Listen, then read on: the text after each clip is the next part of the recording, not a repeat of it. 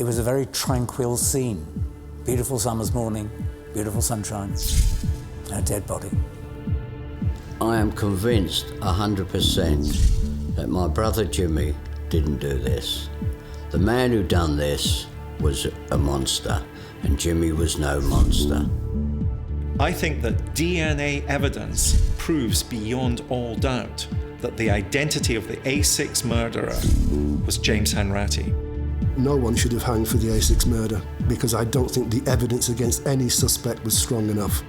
On February the 17th, 1962, James Hanratty was anxiously awaiting his fate as the jury filed back into the main courtroom here at Bedford Assizes.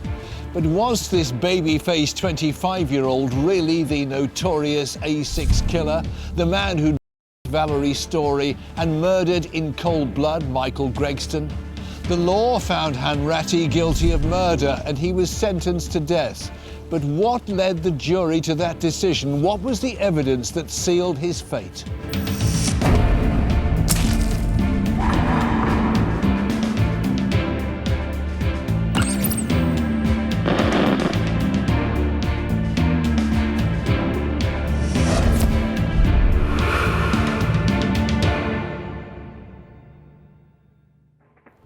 I'm Fred Dinenage and I'm investigating murders that have shocked the nation. I want to know what it is that motivates killers and to find out how they think they can get away with it. Some crimes in particular provoke debate about how to ensure the correct punishment is given when the perpetrator is sentenced, and how you can be 100% certain of a person's guilt. The case of the A6 murderer is still controversial. Questions about the police handling of the case and the evidence used for conviction remain. For 50 years, James Hanratty's case has proved intriguing for criminologists, historians and authors. The leading criminologist, Professor David Wilson, has studied the A6 case in depth. James Hanratty is born in 1936. He's the oldest of 4 brothers. But think about 1936, the coming of war. And war seems to me to play an important role in his childhood and in the development of the man he was to become. His father is in the army, so his father is often absent from the home. And then in 1944, when London is being bombarded by doodlebugs, James and his younger brother, Michael, are evacuated to Barrow-in-Furness in Cumberland. During the Second World War, over 800,000 children were evacuated from towns and cities. London had proved resilient despite the heavy bombardment. But in June 1944, the flying bomb attacks provoked a significant exodus from the city. He's in a large hall with his brother Michael, and a couple come up and they choose James without his brother. James refuses to go and instead says, I won't go unless my brother can come with me. I think his childhood is dominated by war, dominated by an absent father, and dominated by being evacuated and building up a relationship with his younger brother. By 1947, 11-year-old James Hanratty had enrolled at St James's Catholic School at Burnt Oak. He was a popular lad, mainly due to a constant supply of ration books and sweets. It was a convent school, and the sisters in charge struggled to teach him anything. Author John Edelston has researched James Hanratty's early life. They marked him down as retarded and uneducatable, so that by the time he went to his secondary school, his family refused to accept that diagnosis. They refused to send him to a special school, what we'd now call a sort of special needs school. They sent him to an ordinary secondary school, where again, he didn't do well. So behavioural problems. A violent boy? No, not violent. He didn't really respect authority, but he was lazy rather than violent, so that if he had work to do, he wouldn't bother to do it. But he wasn't a school bully. He wasn't someone who picked on younger children. He was mild-mannered. He was well-mannered. It's just that he was rather slow. James Hanratty left school at 15 and began working with his father sorting refuse at Wembley Borough Council. he hated it. A year later, in 1952, Hanratty had an accident. He fell off his bike and was unconscious for 10 hours. When he awakes from this accident, his behaviour is odd. For example, he takes the family's ration book with his younger brother Michael and goes and buys sweets, gives all of the sweets to Michael and then disappears. He simply doesn't turn up at home. His parents clearly are very worried about him, and they eventually discover him some 4 weeks later. He's been living in Brighton. He has been loading logs onto a lorry to try and make ends meet, but he's in a very bad shape. He's suffering from exposure. He's taken to hospital. Whilst he's at hospital, they do certain exploratory operations to check if he's had any brain injury. They aren't able to discover any brain injuries. There was a fear that he may have had a brain hemorrhage, but in fact, all that we know from that medical examination is they described him as mentally defective. James Hanratty returned home to Wembley, but this time it wasn't the law-abiding occupation of refuse collection that occupied him. At the age of 18, he was discovering a new illegal way of earning money and was developing a criminal career as a thief. How did the thieving start and the criminal record? Well, in a very kind of almost developmental way. Hanratty is a young man and he steals a motorbike and he's caught with a stolen motorbike. He obviously hasn't passed his test. He doesn't have a driving license. So it's a very kind of immature, perhaps an adolescent thing to do. So his criminal career starts as many young men's criminal careers might start, with something relatively trivial for which he received a conditional discharge. He was bound over, in effect, for 12 months and banned from driving once he was able to drive for 12 months.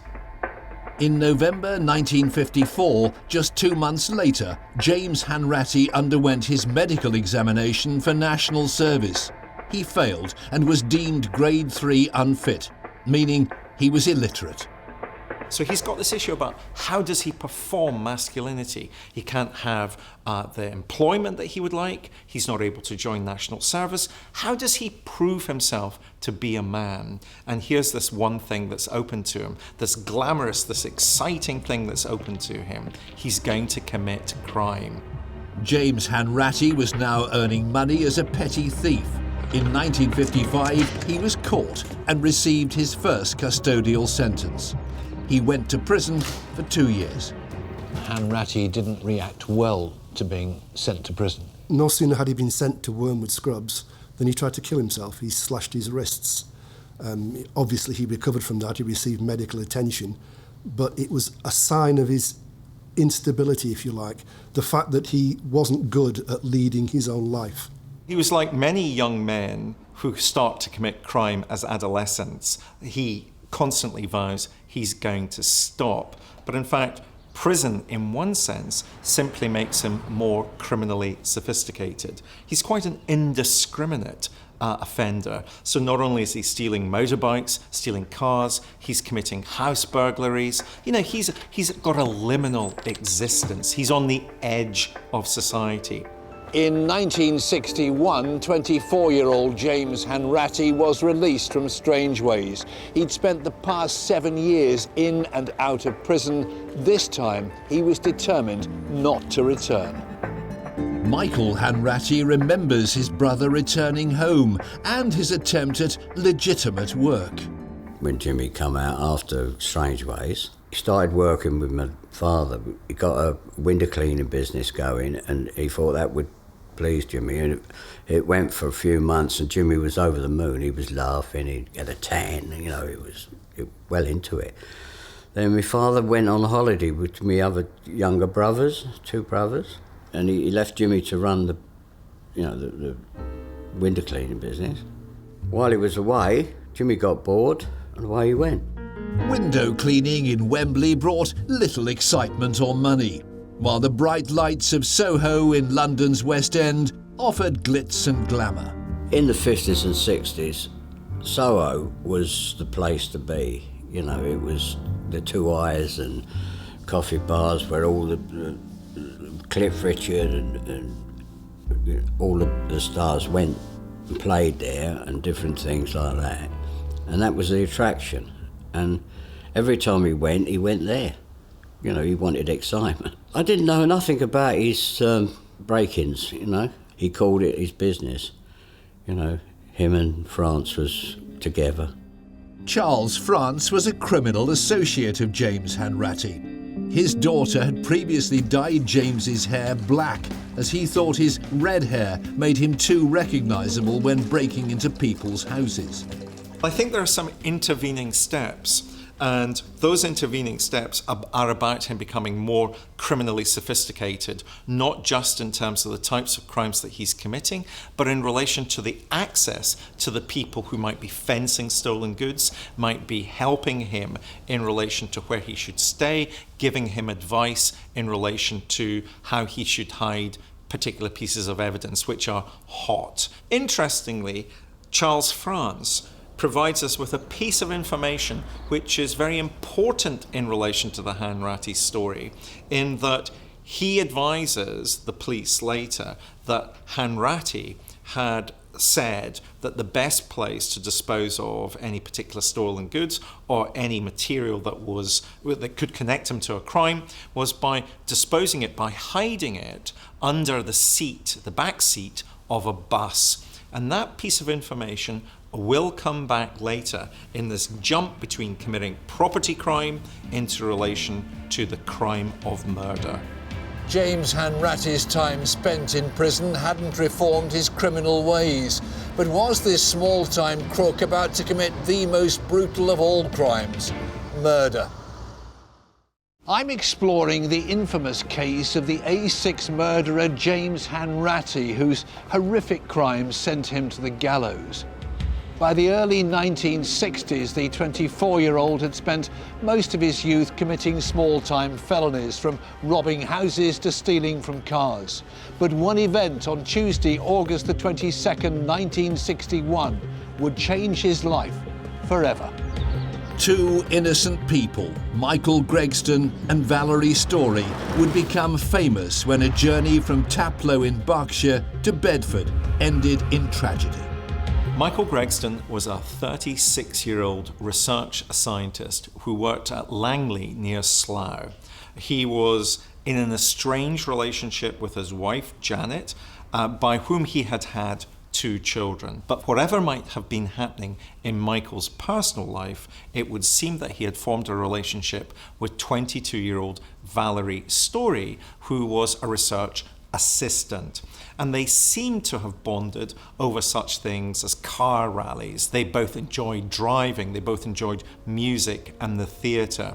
On the 22nd of August 1961, Michael Gregsten collected Valerie from work in Langley. The couple travelled to the Old Station Inn in Taplow for a drink. Later that evening, at around 9 p.m, the pair drove to a nearby cornfield in Dorney Reach, where they parked up. They were in the field, just parked inside the field in the corn, for about 45 minutes, when someone tapped on the driver's window. A gun appeared, pointed at his head, and a Cockney accent said, "This is a stick-up. I'm a desperate man. Open the back door and let me in." Well, Valerie said, "Let's drive off," but he said, "The man's got a gun. We have to do as he says." This particular gunman takes the ignition key away from Michael Gregsten and then sits in the back seat. He's got his face covered, bottom face covered, with a handkerchief. So initially it's very difficult to identify who this particular gunman was. The gunman forced the couple to drive further into the field. They sat in the car for about an hour before the gunman ordered Michael Gregsten to drive towards London. Why would the gunman have been in that field in the first place, and how did he get there? Now, you see, I think these are the 2 crucial questions in relation to the gunman. Why is he in a field that's relatively isolated enough for a courting couple to be able to have sex? I think the most likely suggestion was that he was driven there by someone else or drove there and his car broke down. But there seems to be some element of he had to have got there by driving. There were enough houses locally isolated houses, that one might think he was there because he was burglaring houses, that he was trying to commit crime, and whoever had brought him there had left without him. There had been some disagreement, or the car that he personally drove to get there had broken down, and he was looking for some other way to get back to wherever he came from. But crucially, we've got some opportunism here. We've got some opportunistic criminal behavior being displayed by someone who was not used to being in control of two people who were at his mercy. He said he was hungry. He knew a place where he could get some food. He then took them at his instructions, on a roundabout drive. They had to stop at a milk bar, a milk machine. They had to stop for more petrol. And the ride took them all over the place with this man chatting all the time. He said he'd been in just in a 5-year stretch in prison. He'd been on the run for 4 months. He hadn't eaten for 2 days. And this carried on for a number of hours. Until eventually he said, his words, "I need a kip. I'm tired. I need to kip." And he repeated the phrase 2 or 3 times. When they reached Dead Man's Hill on the A6 just outside of Bedford, the man ordered Gregsten to drive into a lay-by and switch off his lights. It was around 1:30 a.m. He was tired. He wanted to have a kip. Eventually, they reach a point at which the gunman is clearly wondering what he should do with these 2 people that, in effect, he's kidnapped, hijacked them. So he decides that he's going to tie up Valerie's story. So he asks for Michael Gregsten's tie and for some rope, which is in the boot of the Morris Minor. There's enough to tie up Valerie's story's arms, but not enough rope to tie up Michael Gregsten. But he also noticed in the well of the front seat there was a bag. We don't know what Jim was thinking. Maybe he thought there was something in there worth stealing, but he asked Gregsten to pass it over. Gregsten made the move towards the bag to pass it over, and 2 shots rang out. Michael Gregsten was dead. He'd been shot twice by the gunman, and his wounds were immediately fatal.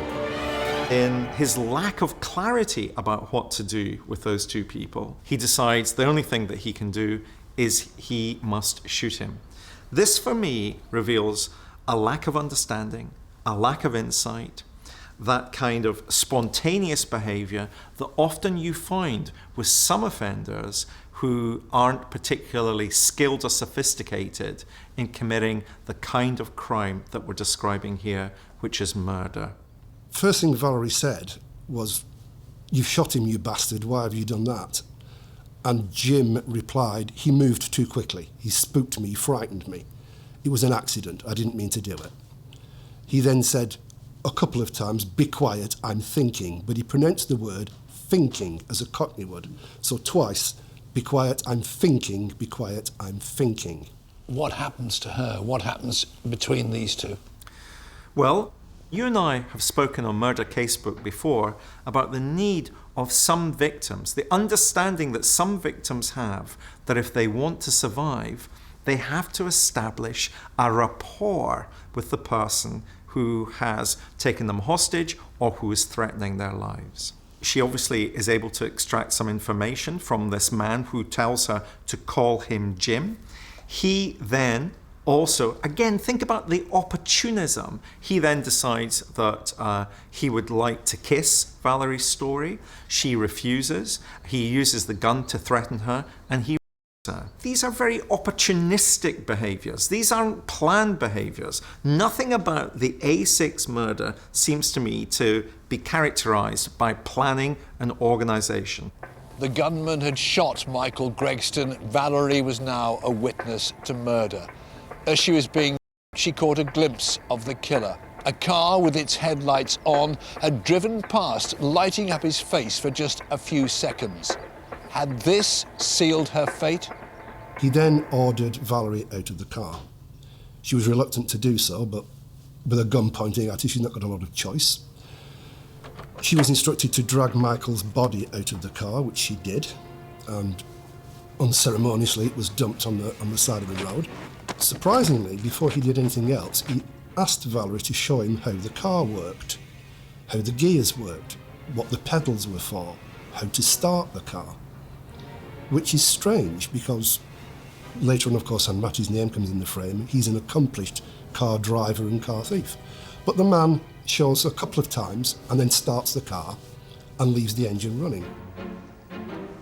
He walks her into where Valerie is, the engine cuts out. Once again, he has to ask her how the car is started, how the gears work, how the pedals work. Sitting in the lay-by next to Gregsten's body, Valerie thought the ordeal was over, but the killer had other ideas. Valerie Story felt one bullet hit her, and when the second bullet fired, she fell to the ground. He then shot her another 3 times. She has the foresight to stay lying perfectly still, and the assailant believes that she's dead. He gets into the car and he drives off, but as he does, the gears are screaming and screeching. He's not accustomed to driving, certainly this particular model, a Morris Minor. Michael Gregsten was dead. The killer drove off, leaving Valerie Story in the lay-by, fighting for her life. The ordeal had lasted 6 hours. It was to be another 3 hours before she was found. At 6:45 the following morning, John Kerr, an Oxford undergraduate carrying out a traffic census, made the gruesome discovery. John, tell us where you were on that fateful day and how you came to be involved. Well, I was doing, as a holiday job, a traffic census. And the traffic census point was close to an RAC box. And I'd been delivered there around about 5:30, 6 o'clock to start the shift. And I came to be involved because a man came up the service road, which was white concrete, and said to me something like, "Oh, I don't know what's going on down there. There's some woman, she's got some problem, I don't know." I said, "Okay, I'll go and take a look." So I walked down the service road, and as I walked down, I could see that there was a woman lying on the ground. And as I got closer, I said, incredibly, you may think, "Are you all right?" And she said, "No, I've been shot." So pretty well immediately, I ran across the road to the other side of the A6, flagged down the first car that came by, told them that there had been a murder and there was somebody shot and who was alive and needed help, and went back across the road whilst they went and used the RAC box to make a telephone call. Valerie Story had been found alive but seriously injured. The masked man had escaped in the Morris Minor, leaving a scene of devastation. But just who was this opportunistic killer who'd taken Michael Gregsten's life? I'm reinvestigating the case of the A6 murder and the capture of James Hanratty. On the 22nd of August 1961, an innocent couple were kidnapped and held at gunpoint for more than 6 hours. Michael Gregsten had been killed, his lover, Valerie Story, left for dead. Passerby John Kerr was the first to discover Valerie. He'd immediately called for help. Tell us about the scene that greeted you. There was a woman lying on the ground, obviously injured, blood, but not apparently bleeding at the time. And a few feet away, a man lying on his back with some sort of cloth over his face. I'm not quite sure what it was or how it had got there, and never did find out. And it seemed to me the right thing to do was to ask her questions straight away and find out what had happened, just in case, for some reason, she didn't last. And she said, "We picked up a man near Slough. He had a gun. He said it was a .38. He drove us here, and then he shot us." So I said, "Is he dead?" I said, "I think so." So I walked over and felt his wrist, and it was completely cold, so I was fairly sure he was. So I went back and said, "Well, tell me about the man." And she gave some descriptions. Valerie Story explained to John what had happened during the horrific 6-hour kidnap ordeal and gave a description of the killer. She said that he was a bit taller than she was, and she said, "I'm 5'3". And he had large staring eyes and light fairish hair. I got the number of the car, and then fairly shortly the police turned up in force, And a man with a peak cap and, as far as I recall, carrying leather gloves, came and stood beside me and made small talk and said, "Quite a thing to happen." And I said, "Yes." He said, "What did you do?" I said, "Well, I talked to her and made some notes." "Oh," he said, "have you got them?" I said, "Yes, they're here." He said, "Well, you better let me have them." So I unpinned them from the clipboard. The notes, by the way, were on the reverse side of the census forms, and gave them to him. Valerie Story had described the killer as having light, fairish hair, but at the time, James Hanratty had dyed his natural auburn hair black. John Kerr's notes were never used as evidence, and their whereabouts still remain a mystery. Valerie Story had survived the ordeal, but had been paralysed in the vicious attack. The gunman had escaped in the Morris Minor 3 hours before John Kerr had arrived at the scene. Was the car found? The car was found at the back of a tube station in Redbridge, abandoned. It was seen, allegedly, on the way, being driven at speed and erratically and very badly by two gentlemen who were so incensed when the car cut them up that at traffic lights they pulled up next to it and got a good look at the driver. I think they shouted a fair bit of abuse at him as well. The police had also discovered a gun wrapped in a soiled handkerchief in the back seat of a bus. Now, this is quite important because the gun was loaded and there was also ammunition, matched the type of bullet that had been used in the A6 murder. So within 48 hours, the police have got the Morris Minor and they've also got the murder weapon. The police had the evidence, but no suspect. Both the car and the gun had been wiped clean. The police put out an appeal, through the newspapers mainly, to ask hotel keepers, boarding house keepers, people who do beds and breakfast, if they've had anyone staying with them about this time who's been behaving suspiciously. A gentleman comes forward to say he's had someone staying at his hotel who fits the vague description that's been published and hasn't been out of his hotel room for 5 days. The police call on this gentleman and find out that he is Peter Lewis Alphon. Peter Lewis Alphon. Who is he? He's a bit of a Del Boy character. He's a bit of a spiv, he's a bit of a criminal, and he admits that, yes, he has not been out of his hotel room for 4 or 5 days, but he's got no involvement in the A6 murder. In fact, on the night of the murder, he was staying at a different hotel, the Vienna Hotel. On the 11th of September, the police were given the lead they needed. An employee of the Vienna Hotel, William Nuds, found 2 gun cartridge cases in a basement guest room. These are tested and matched to the murder weapon. They spoke to the hotel manager, a Mr. Nuds, who confirmed that Alphon had stayed at the Vienna Hotel. They also checked the register and found out that the night before, in the same room, a Mr. J. Ryan had stayed at the hotel. Superintendent Acott and Detective Sergeant Oxford led the case, and their suspect, Peter Louis Alphon, fitted the profile and had been in the Vienna Hotel. But he had an alibi. Peter Louis Alphon says that he was with his mother on the night in question. They take that at face value because after an identification parade, which Valerie Story attends, she picks out a completely innocent man, an airman who's just been asked to make up the numbers. She goes straight past Alphon without even a second glance. So it is released on the strength of no identification evidence. The police are now looking for J. Ryan, who may also have placed those cartridges in the hotel room. The police announced a nationwide search for J. Ryan. The details of J. Ryan were published in the newspaper. The police say we're looking for this man in connection with the crime. At the same time, a gentleman phones from Ireland to say that he's had a gentleman staying with him for a few days in the past, whose name was J. Ryan. He wasn't a very good writer, so he asked him to write some postcards for him. And one of the postcards, he said, was to his mother, and the mother's name was Hanratty. Now, they check the police records, they now know that J. Ryan is actually James Hanratty, and they publish in the newspapers that they're looking for him. Hanratty then phones the police on 3 occasions to say he's not involved in the A6 murder, it's nothing to do with him, and at the time of the crime, he was in Liverpool. When did you hear about the murder?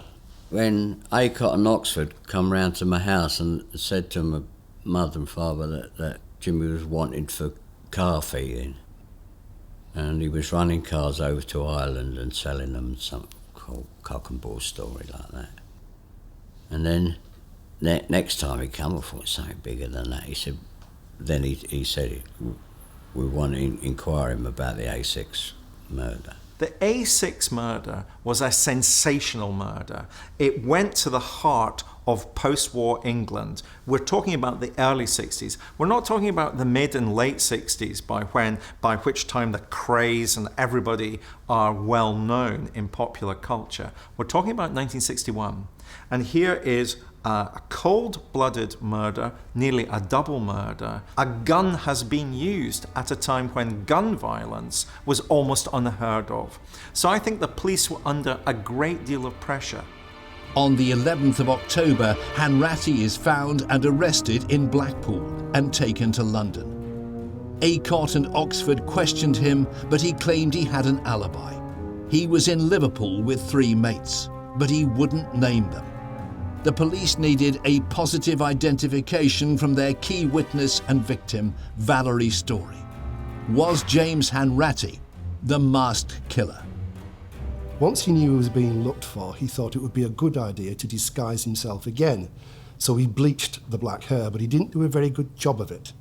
And it came out bright orange. He actually looked like a Belisha beacon. And in the identity parade, the police themselves at one stage thought, this is unfair. We have to give them all skull caps or hats so that he doesn't stand out like this. But they didn't. One of the people in the car who pulled up in the traffic lights identified Hanratty as the driver, and of course, Valerie Story also identified Hanratty as the man who had raped her, and shot her lover to death. Each man had repeated the phrase of the killer. "Be quiet, will you? I'm thinking." Both the killer and James Hanratty had a Cockney accent. Both pronounced the as "f." With 2 positive identifications, Hanratty was charged with the murder of Michael Gregsten. Why was he only put on trial for murder and not for an attempted murder? At the time, our legal system would be that you would try someone for, if there were a number of offences, for the most serious of those offences. So the most serious offence was clearly murder, and therefore a secondary offence would be the and the attempted murder. So this was a capital case, and at the time, therefore, the offence that you would put the suspect in the dock for was the most serious offence, and in relation to the A6 murder, it was the murder. Hanratty was to face a trial lasting 21 days, at the time the longest in British legal history. It was the early 60s, and the horror of the crimes provoked public outcry.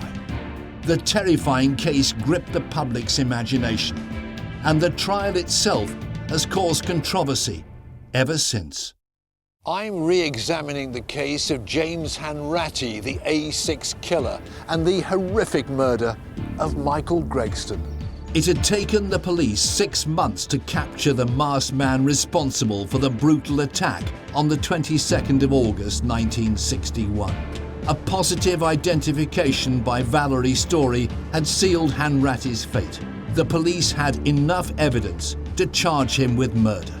On the 22nd of January 1962, the trial began at Bedfordshire Assizes. On the 3rd day of the trial, James Hanratty told his defence counsel, Michael Sherrod, he was changing his alibi. He wasn't in Liverpool on the night of the murder, he'd been in Rhyl, in a bed and breakfast. He remembered staying in the attic room. He gave an exact layout of the hotel, and he remembers that the bathroom had a green bath, a green bathroom suite. The hotel was traced. The landlady recalled a man fitting Hanratty's description coming on the night of the murder. The hotel plan that Hanratty had constructed matched exactly. There was even a green bathroom suite. But of course, by this time, he'd cut his own throat.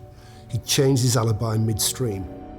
It was this change of alibi and positive identification by Valerie Story that the case was built upon.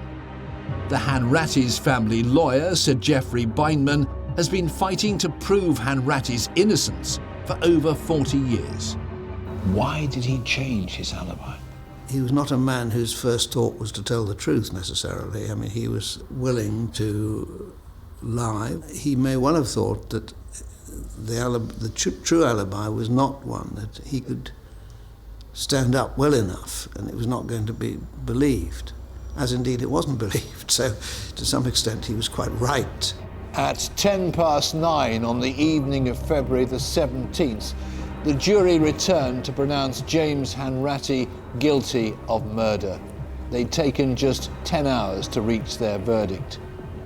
Asked if he'd got anything to say, Hanratty replied, "I'm innocent, my lord. I will appeal."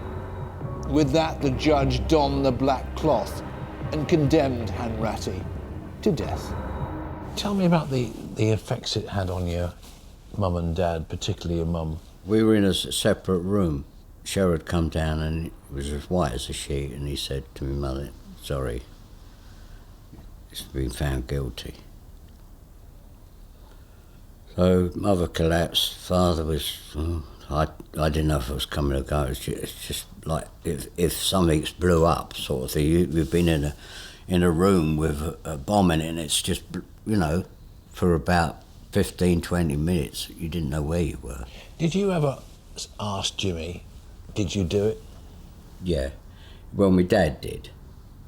He said, "I'm going to ask you a question now. Did you do it or not?"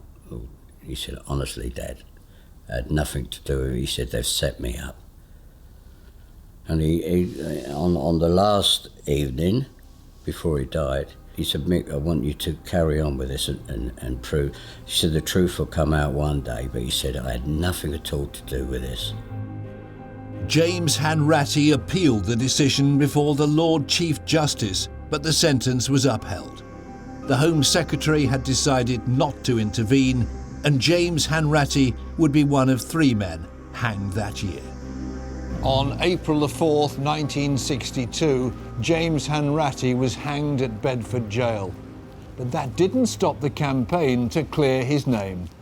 What do you remember of the actual day of the hanging? Oh, it's dreadful. It's like a nightmare. I mean, it's bad enough if you believed he'd done it, but when you believe he didn't do it, it makes it twice as hard, I mean, we had the priest there all night and different things. And then we all went to church, and at 8 o'clock, you know it's happening. According to the law, James Hanratty is the A6 murderer. But questions remain unanswered about the investigation and the trial, specifically the identification of Hanratty and the dismissal of the original suspect, Peter Alphon, who was sighted in the same pub as the victims just before the attack. After Hanratty's hanging, the campaign to clear his name, led by his father and brother Michael, rapidly became a popular cause, with celebrities such as John Lennon offering support.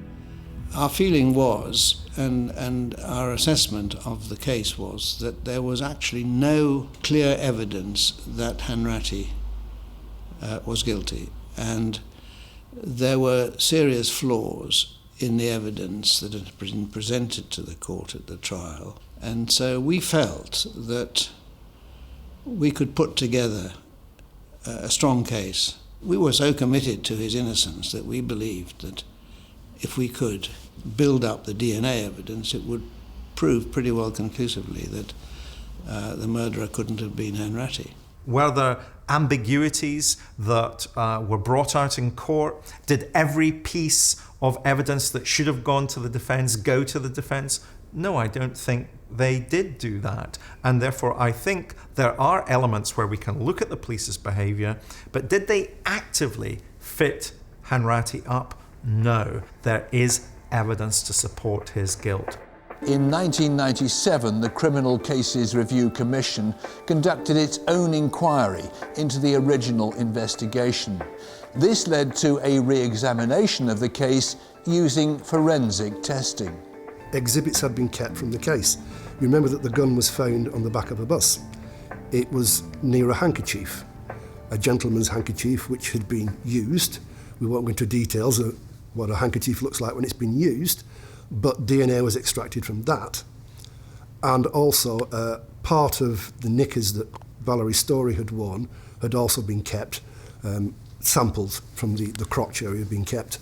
These were tested in the 2000s, and the DNA was shown to be a familial match to Hanratty's family, but it couldn't be certain. The body was exhumed, DNA was extracted from one of Hanratty's teeth, second test was carried out, and the match was unequivocal. This points to the fact in law that Hanratty is the killer. However, one must remember that those exhibits had been kept in custody for 40 years. Contamination is possible. Questions have been raised about the validity of the DNA evidence. So, despite the DNA results, James Hanratty's case was referred back to the Court of Appeal by the Criminal Cases Review Commission. In 2002, the case was heard and dismissed by the Court of Appeal. There are sort of conflicting views on whether the right man was found guilty. Where do you stand on this? It strikes me that the evidence was pretty thin. There was nothing to suggest a motive. Okay, the prosecution doesn't have to show a motive. There was nothing to place him at the scene or how he got there, all right? There doesn't have to be. What there was that this very badly wounded girl, who came across, I understand, extremely well in the witness box, told of a sequence of events, terrible events, which nobody could challenge, and then said, that's the man who did them. And that fundamentally was the essence of the prosecution's case, as I understand it. Will you ever give up? No, never give up. And when I go, my sons will take it up. I think my sons will. Because I was convinced at the time, but I'm 200% convinced now. I have absolutely no doubt that James Hanratty is guilty of this murder. Now, I would not have been able to have said that, to have made that statement prior to 2001. But since 2001, I've always been convinced. If we are talking about 1961, I don't think if I had been on that jury, I would have convicted James Hanratty. Identification is the crucial element. Was that identification beyond reasonable doubt in 1961?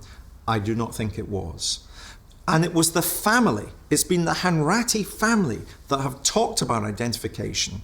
And it must have seemed like manna from heaven when forensic science developed so far that we could have this other form of identification. Not witness identification, not Valerie's story saying the person who did this was this man, but forensic identification through DNA.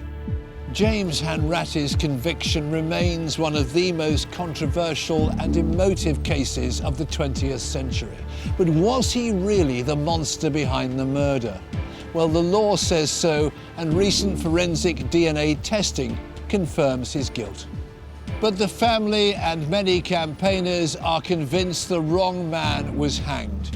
Questions are unanswered and witness statements conflict. But guilty or not, the question remains, was the evidence presented in 1961 sufficient to send a man to his death?